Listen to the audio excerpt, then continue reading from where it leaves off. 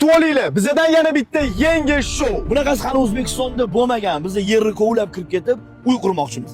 Shahardan uzoqroq joyga boramiz, dala, kimsasiz joyda joylashib, 10 kun davomida yer tagida uy qurishimiz kerak bo'ladi. Ichida oshxonasi, yotoqxonasi va zali bo'ladi. Bizda ikkita variant bor. Birinchisi yerni kovlab kirib ketib, g'orga o'xshab, xona-xonalarga bo'lish.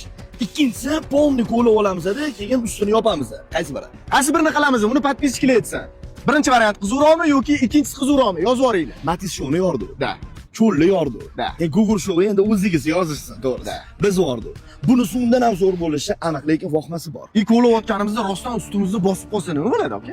Har xil hayvonlar, hasharotlar. Bundan oldingi shoular ham oson bo'lmagan. Bunisi ham aniq oson bo'lmaydi. Shu oson bo'lmagani bilan qiziqarli. Intrigasi bilan, nima bo'larkani bilan qiziq. Yaxshi niyat qilib, Xudo xolasa yo'lga chiqib ketamiz, sizlar kuzatishda davom etinglar. tomonga nima qildi, aka? Ro'malam qo'shimoladim shekilli. Kasalsiz deb aniq ayamayman. Variant yozib qoldiringlar. Birinchisimi g'ormi yoki kovlab turib ustini yopamizmi?